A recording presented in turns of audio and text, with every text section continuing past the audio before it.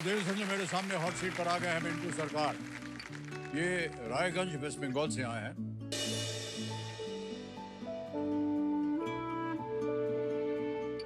एक रेशन का दुकान है, पास में एक छोटा सा चाय का दुकान है। उसमें मम्मी और मैं एक साथ मिलके दुकान चलाते हैं हम लोग।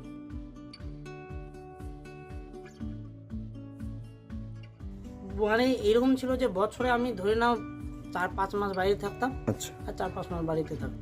আমি চাচ্ছি যে টাকাটা আমি যেন ভালো করে কাজে লাগাতে পারি, যেন আমার ভবিষ্যৎটা ভালো হতে পারে। लेट्स प्ले कौन बनेगा करोड़पति। तालियां बज जाए मिंटू जी के लिए।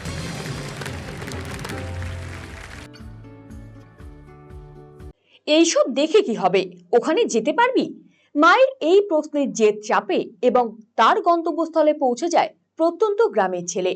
কौन बनेगा करोड़पतिर মতো বিখ্যাত রিয়ালিটি শোয়ে অংশগ্রহণ করে 25 লক্ষ টাকা জিতে তাক লাগিয়েছে স্কুল ড্রপ আউট মিন্টু সরকার। ইতিমধ্যে শোয়ের হট সিটে বসে বিগ বির সামনে 13টি প্রশ্নের উত্তর দিয়ে অবাক করেছে পেশায় পরিযায়ী শ্রমিক মিন্টু। মিন্টুর এই সাফল্যে স্বভাবতই খুশি পরিবার থেকে শুরু করে গোটা গ্রাম।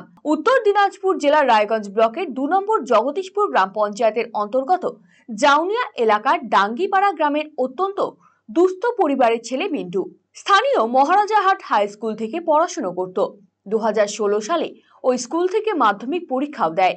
সেই পরীক্ষায় 40% নম্বর পায় মিন্টু। তবে তারপরে আর পড়াশোনা করা হয়নি, কাজ করতে চলে যায় সুদূর পাঞ্জাবে। বাবা শিবু সরকার গ্রামেই একটি ছোট্ট চায়ের দোকান এবং 1 বিঘারও কম একটি জমিতে কাজ করে কোনো ক্রমে সংসার চালাতো। পরে বাবার শারীরিক অসুস্থতার কারণে সংসারের হাল ধরতে পরিযায়ী শ্রমিকের কাজ শুরু করে মিন্টু।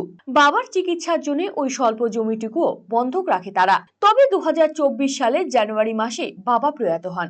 তেমন পড়াশোনা না জানলেও মিন্টুর দেশ বিদেশের নানান বিষয়ে জানার আগ্রহ ছিল প্রবল। তাই ইন্টারনেটের মাধ্যমে সব খবর রাখতো মিন্টু। টিভিতে কौन बनेगा करोड़पति বাবা মায়ের সাথে দেখতো মিন্টু। মা দেখুন সরকার একদিন মিন্টুকে বলে, এইসব দেখে কি হবে, ওখানে যেতে পারবি? মায়ের এই কথা শুনেই সেখানে যাওয়ার জেদ চাপে মিন্টুর। শুরু হয় প্রস্তুতি পর্ব। ইউটিউবে বিভিন্ন ইউপিএসসি লেভেলের শিক্ষামূলক ভিডিও দেখা থেকে শুরু করে নিয়মিত পেপার পড়তো মিন্টু। পাশাপাশি দেশ বিদেশের নানান খবরে ক্রমশ আগ্রহ বাড়াতে থাকে মিন্টু। মোবাইল ঘেটে সমস্তটা জানতে পেরে কেবিসিতে অ্যাপ্লাই করে। বিভিন্ন প্রক্রিয়া সম্পূর্ণ করার পরে অবশেষে নভেম্বর মাসে কেবিসি থেকে ফোন আসে মিন্টুর কাছে।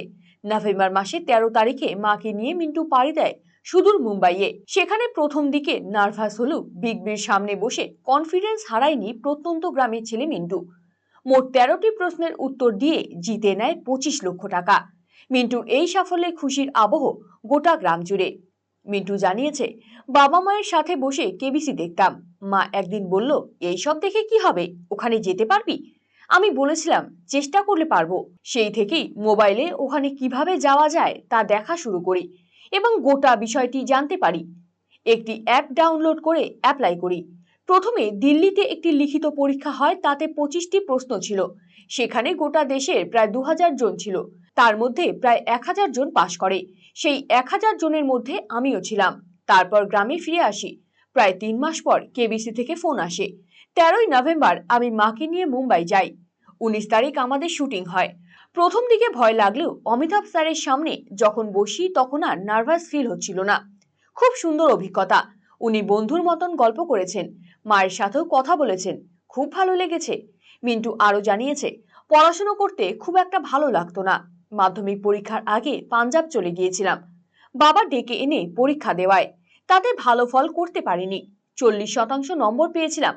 পরে 11 ক্লাসে ভর্তি হয়েছিলাম ঠিকই, কিন্তু পড়াশোনা আর করতে পারিনি। বাবার শারীরিক অসুস্থতার কারণে পরিযায়ী শ্রমিকের কাজ করতে চলে গিয়েছিলাম।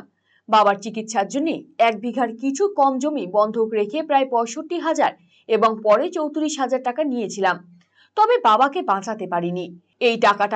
এই টাকাটি পেলে বাবার স্মৃতি ওই জমিটা ছাড়াবো আর চেষ্টা করব যাতে টাকাটা যাতে নষ্ট না হয়, কাজে লাগাতে পারি। কেবিসিতে প্রথমে তো সোনি লিভ ডাউনলোড করে ওখান থেকে কোশ্চিন দিয়েছিলাম। তারপরে আস্তে আস্তে করে আমাকে কোশ্চিন করা হয়েছিল। তারপরে কল করা হয়েছিল দিল্লির ইন্টারভিউর জন্য দিল্লিতে। তারপর ওখান থেকে ইন্টারভিউ দেওয়ার আসার পরে ফাইনাল আমাকে কল করা হয় মুম্বাই যাওয়ার জন্য। সেটা কবে? সেটা মুম্বাই থেকে কল আসে আমাকে মোটামুটি 1 মাস আগে। আচ্ছা, তারপরে সেখানে গেলে? হ্যাঁ, সেখানে গেলাম। সেখানে গিয়ে এবি স্যারের সাথে দেখা হলো। আমরা একসাথে কেবিসিতে ছিলাম, একসাথে গল্প করছিলাম। আর এই টাকা দিয়ে আমি আমার বাবার যেটা শেষ সম্বল, বাবার যেটা স্মৃতি আমাকে বাবা দিয়ে গেছেন,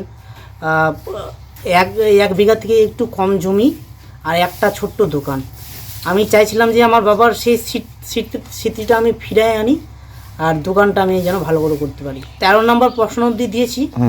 যখন 14 নম্বর 50 লাখ প্রশ্নের জন্য দেওয়া হয়, আমাকে বলা হয়, তখন আমি বিবেচনা করেছিলাম, কিন্তু আমি রিস্ক নিতে চাইছিলাম, তাই আমি কুইট করে গেছি। তো মাই একবার আমাকে উৎসাহ জাগিয়েছিল যে এগুলো আমরা দেখছি, তো এগুলো থেকে তুই যেতে পারবি। যখন আমাকে দিল্লিতে ইন্টারভিউর জন্য ডাকা হলো 20 দিন আগে, তখন থেকে আমি প্রিপারেশন শুরু করেছি। আর আগেও মোটামুটি পড়তাম আমি, মোটামুটি 1 থেকে 1.5 বছর আমি প্রিপারেশন করেছি। মিন্টুর মা দেখুন সরকার জানান, ছেলেটা সারাদিন মোবাইলে পড়াশুনো করত। সবাই বলতো, কি সারাদিন মোবাইল দেখছিস? আমি তাদের বলতাম, ও পড়াশুনো করছে। ও আমাকে বলেছিল যে ও একদিন এই মোবাইলের মাধ্যমে অর্থ উপার্জন করে আনবে। ও কেবিসি খেলতে মুম্বাই গিয়েছিল, সঙ্গে আমাকেও নিয়ে গিয়েছিল। খুব ভালো লাগলো ওখানে গিয়ে। দর্শক আসনে বসে অপেক্ষা করছিলাম কখন আমার ছেলের নাম ডাকবে। ছেলের নাম শুনেই উঠে হাততালি দিতে শুরু করি। ছেলের এই সাফল্যে গর্ব হচ্ছে। আফসোস একটাই, ওর বাবা বেঁচে থাকলে খুব ভালো হতো। ছেলেটা ভালো থাকুক, এটাই চাই। অমিতাভ বচ্চন আমার সাথেও কথা বলেছিলেন, আমি উত্তর দিতে পারিনি, ঘাবড়ে গিয়েছিলাম। তবে 1-2টো কথা বলেছি। ছেলের উপার্জিত এই টাকা দিয়ে বন্ধকে থাকা জমিটা ছাড়াবো, এটাই প্রথম লক্ষ্য। আপনার ছেলে কোথায় গিয়েছিল? বোম্বাই। কি করতে? কেবিসি খেলতে। আচ্ছা, আপনি জানতেন কেবিসি খেলতে যাচ্ছে? হ্যাঁ, আমি জানি। ও মোবাইলে পড়ছিল, আমি দেখছিলাম না। আচ্ছা, ও পড়তেছে। লোকগুলা বলছে কি করছে মোবাইলে, আমি বলছি আমার ছেলেটা পড়ছে। ছেলেটা বলছিল, মা দেখিস আমি একদিন না একদিন মোবাইলে তোকে পয়সা কামাই দেখাবো। আচ্ছা, তো আপনি গেছিলেন সাথে ছেলের? আমি গেছিলাম আমার ছেলের সাথে। কেমন লাগলো? খুব ভালো। আমি তো বোম্বাই ঘুরে ফিরে দেখছি, জুজু বিচ গিয়েছিলাম, ইন্ডিয়া গেট গেছিলাম, খুব ভালো লাগছিল। আমি তো যেমনি শুনলাম মিন্টু সরকার, তেমনি তো আমি উঠে একদম হাততালি শুরু করে দিয়েছি। আমি খালি তাকায় থাকিতে কখন আমার ছেলেটা করবে, নাম্বার আসবে। ভালো লাগছে। আর কি এইগুলাই করতে হবে, ঘর দোকান। আপনার সংসারের অবস্থা তো খুবই খারাপ। আপনাদের তো জমি টমিও বন্ধক দেওয়া আছে। বন্ধক দেওয়া আছে, জমিটাও ছড়াতে হবে। আজকে আফসোস আমাদের একটাই, আজকে ওর বাবা থাকতো আর বেশি আনন্দ হতো। ওর বাবা থাকলে তো আমাকে আর এত চিন্তা করতে হতো না। প্রশ্ন করছিল, আমি বলতে পারিনি, একদম হড়হড়ায় গেছে ওখানে গিয়ে। ভয় লাগছিল? ভয় লাগছে একদম। সবাই দেখতেছে না ওখানে সবাই। আচ্ছা, আমি কি বলবো, তাও বলছি। একটা কথা বলছিল। প্রতিবেশী অনিল চন্দ্র সরকার জানিয়েছেন, ওকে দেখতাম মাঝে মধ্যেই মোবাইল নিয়ে বসে থাকতো। আমি বলতাম, কি সারাদিন মোবাইল ঘাটাঘাটি করিস? ও আমাকে বলতো, তুমি বুঝবে না, এটা ইন্টারন্যাশনাল ব্যাপার। কিন্তু এত দূর চলে যাবে ভাবতে পারিনি। ওর এই সাফল্যে আমরা খুব আনন্দিত এবং গর্বিত। খুব আনন্দের ব্যাপার, আমাদের একটা বংশের ছেলে এরকম একটা বিরাট একটা প্রাইজ নিয়ে আসলো ভারতবর্ষ থেকে। এটা তো গৌরবের ব্যাপার আমাদের বংশের। আচ্ছা, আপনি আগে শুনেছিলেন নাকি হঠাৎই জানতে পারলেন? না, ও যখন যায় আর কি, ও মাঝে মধ্যেই এই মোবাইল নিয়ে খুব প্র্যাকটিস করতো। আমি বলতাম মাঝে মধ্যে, কি এগুলো সব মোবাইল নিয়ে ঘাটাঘাটি করিস? বলছে, দাদু এগুলো সব ইন্টারনাল ব্যাপার। আচ্ছা, ইন্টারন্যাশনাল। আচ্ছা, তারপরে জানতে ওরা যে এত দূর চলে যাবে এটা ভাবিনি আগে।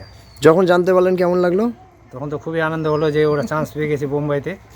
অন্যদিকে রবিবার রাজ্যের মন্ত্রী চন্দ্রিমা ভট্টাচার্যের কাছ থেকে উপহার এবং শুভেচ্ছা বার্তা পেয়ে আপ্লুত মিন্টু এবং তার পরিবার। আমি আমাদের রাজ্যের অর্থমন্ত্রী মাননীয়া চন্দ্রিমা ভট্টাচার্য মহাশয়া, তার নির্দেশ অনুসারে আমরা আজকে এখানে এসেছি। আমাদের রায়গঞ্জ ব্লকেরই একজন কৃতি খেলোয়াড় বলতে গেলে, যিনি হলো কোনবনেগা করোড়পতিতে গিয়েছিলেন, সেখান থেকে 25 লক্ষ টাকা জিতেছেন। তো আমি একজন কাউন্সিলর হিসেবে আমি তার একটা মেসেজ আমাদের মাননীয় মন্ত্রীর আমি তার মাকে দিতে এসেছিলাম, যে তার মা রত্নগর্ভা, যে এত সুন্দর সন্তান তিনি তার গর্ভে ধরেছেন। তো সেই জন্য তার মাকে আমরা একটু সম্বর্ধনা দিলাম এবং আমাদের মাননীয় মন্ত্রী তার মেসেজটা পৌঁছে দিল। RCTV সংবাদ, রায়গঞ্জ।